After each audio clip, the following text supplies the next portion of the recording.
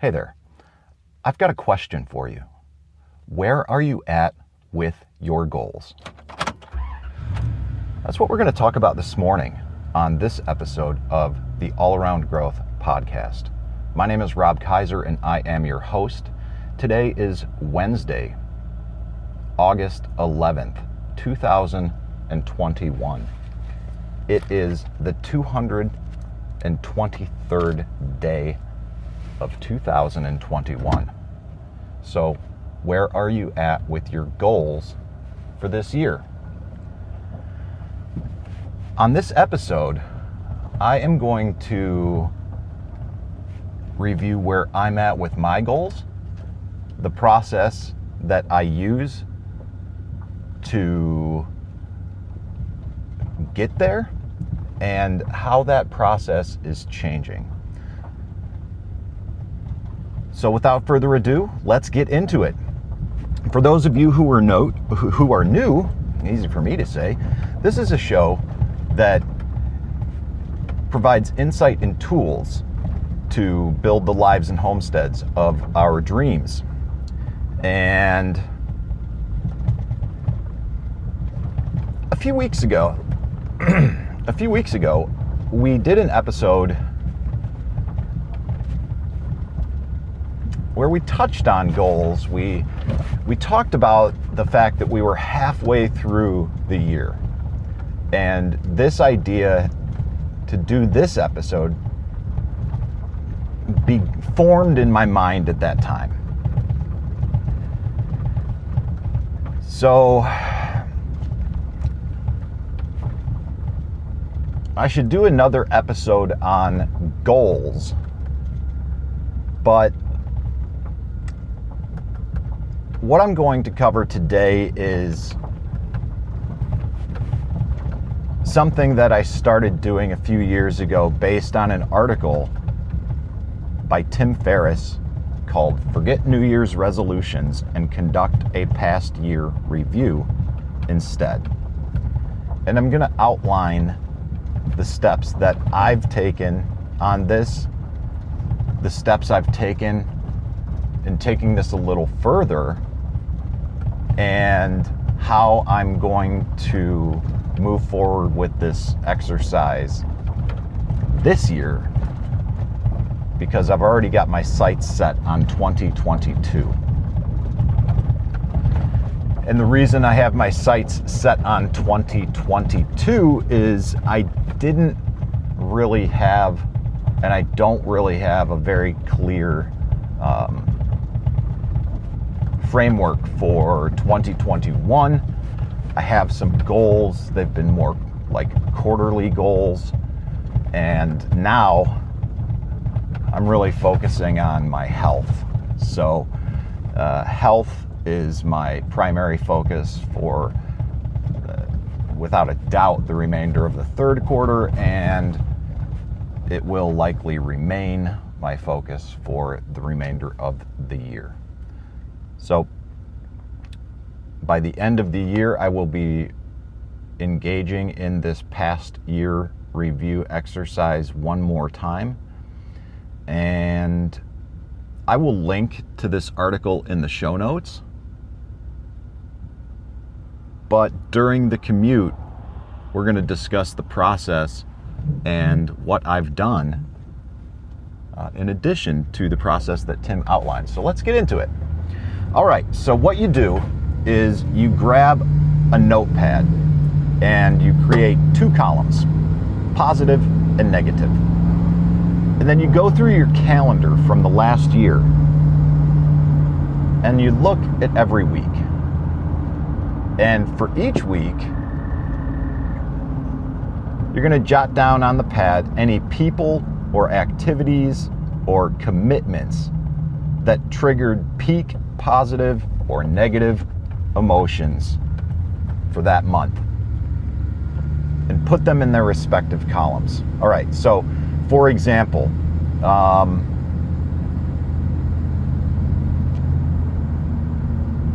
as you look back at your calendar, and I do this in conjunction with an online calendar as well as my written journals.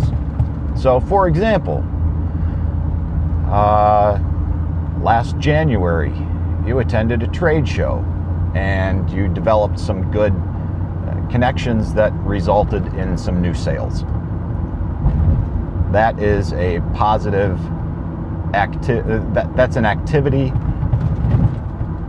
that, or a commitment rather, that involved some activities and people that resulted in positive things. So you write those positive aspects down in that positive column.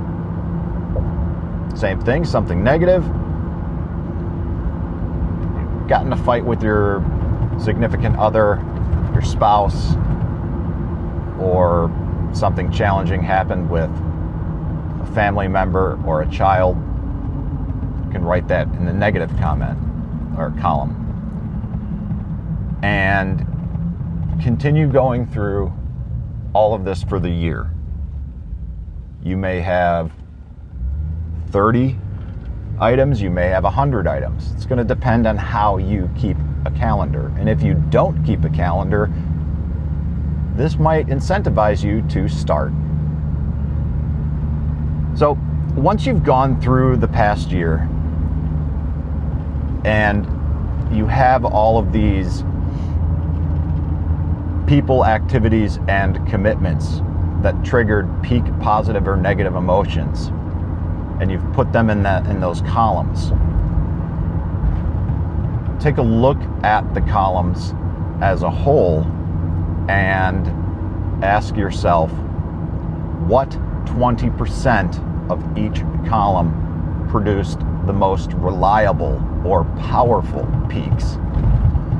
So you're going to have a long list of positive and negative things in each column, and of that list, you're going to count the number and take 20% of that number and identify that number. So for example, if you have a list of 20, you're going to look at the number 5, which 5 of those 20 items produced the most reliable or powerful peaks. And then based on those answers, based on that 5 of 20, or the 20% of the total number of peak positive and negative experiences, you're going to take those positive leaders and schedule more of them in the new year. You're going to get them on the calendar. And I'm reading from, this is a quote from Tim's blog. Based on your answers, take your positive leaders and schedule more of them in the new year. Get them on the calendar now. Book things with friends and prepay for activities, events, commitments that you know work. It's not real until it's in the calendar. That's step 1. Step 2 is to take your negative leaders, put, quote, not to-do list, close quote, in all capital letters, at the top, and put them somewhere you can see them each morning for the first few weeks of 2019. This article was written in 2018, December 28th of 2018. So print them and put them somewhere you can see them each morning for the first few weeks of the year. These are the people and things you know make you miserable, so don't put them on your calendar out of obligation, guilt, fear of missing out, or other nonsense. Excuse me. Okay, so this is a pretty simple exercise. And the way that I kept my notes after performing this exercise,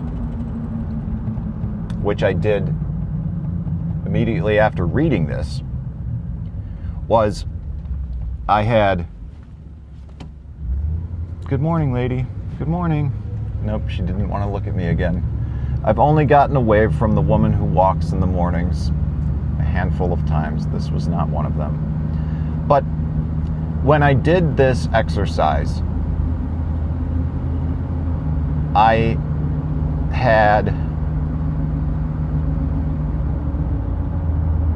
64 peak triggered emotions in 2018 and 15 peak negative emotions.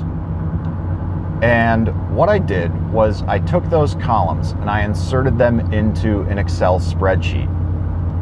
And then I added additional columns to make it easy to filter each line item by whether or not it was a positive emotion, it was a negative emotion, the order of entry, meaning the time frame when it was entered during the calendar year, any action that resulted from that emotion, how it's rated on a scale of 1 through 5 regarding joy and non-joy. That was how I determined the peak 20% was giving everything a rating of 1 through 5, and then I was able to filter it and only look at the top. And that gave me ease of looking at the things that I needed to schedule and subsequently make that not to-do list out of. And then one other column I made was the category of that particular line item and how it corresponds with my project tracking software. For example, financial, personal, work, career, health, so on and so forth. And the categorization and the labeling of the past year review in Excel makes for easy prioritization of a longer list I found. And it's easy to refine the lists and make actionable tasks that matter instead of resolutions that never get followed through with. So there you have it. For the past couple of years, I decided that I would do this and I would look at that not to-do list all year long, not just for part of it, okay? Like he suggested. And one thing that I realized that by focusing on all of these negative things all year long was there was this increased sense of or an increased idea all the time that I wasn't good enough, or I had to be mindful of all of these things not to do. And I think there's a reason why he suggested starting off the year that way, but then not focusing on that. So what I decided to do this year was to have my not to-do list for 2021, but also that I would create a list of top 10 attributes. And I took this list. I'd have to double check because it's not all in the same house of notes. This is not a part of the past year review, but this is what I did in addition to the past year review, is I took a list of attributes that most everyday millionaires have. And it was also a list of successful people, and I made a compilation of these various attributes, and I was going to try to make a habit of repeating them to myself every morning. And something resembling what is it, chapter 4 in Think and Grow Rich. Not self-affirmations, but I'm drawing a blank. But anyways, I wanted to share the top 10 attributes with you for 2021 and also share my not to-do list with you and let you know that I'm trying to be more mindful of it. And if you've never heard of anything like this, any exercises like this, I would encourage you to try it and encourage you to be mindful of it as well. All right, so here we go. The top 10 attributes 2021. I know my success is up to me and I own it. I commit to improving myself and my earning potential. I focus on things I can control and align my daily habits to my goals. I live on 80% of my income and exercise discipline with budgeting. I experience freedom that comes with spending below my means. I think ahead and refuse to be swept away by the current of life. I avoid distractions and am focused on my long-term wealth-building plan. I do what it takes even when what it takes is not easy. I work to increase my education and my skill set to build more for tomorrow. I practice patience for the long-term view to help me stay focused on the future. I have passion to find ways to get the job done. I am consistent. And then my not to-do list for 2021. I will not commit to anything new. No, I have current obligations. I will not fail myself by not spending appropriate time on bookkeeping.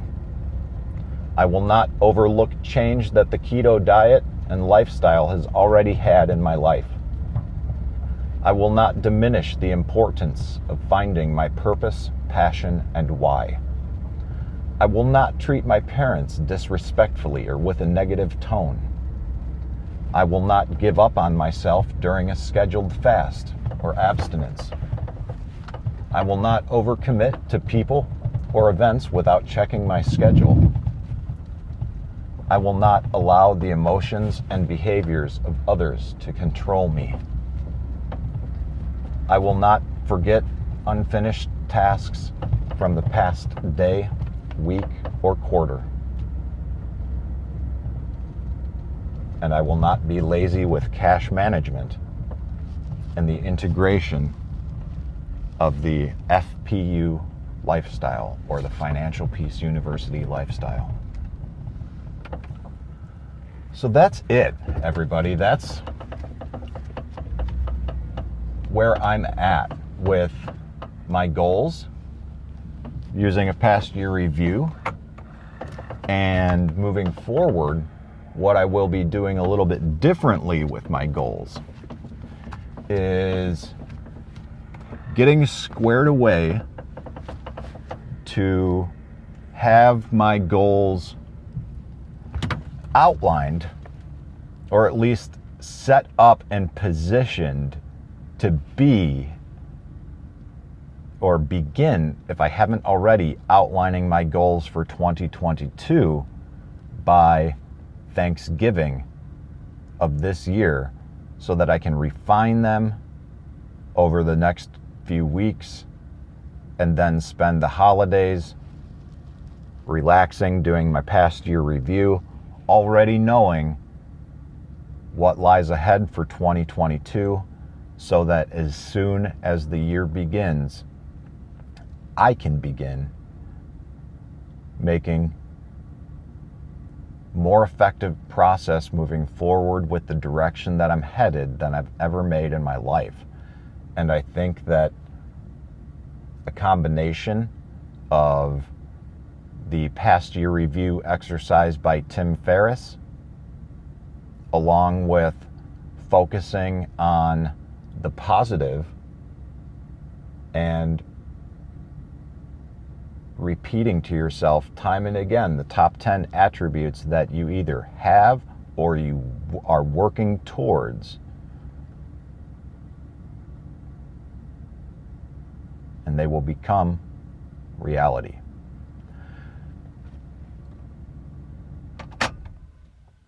This is Rob Kaiser, and thank you.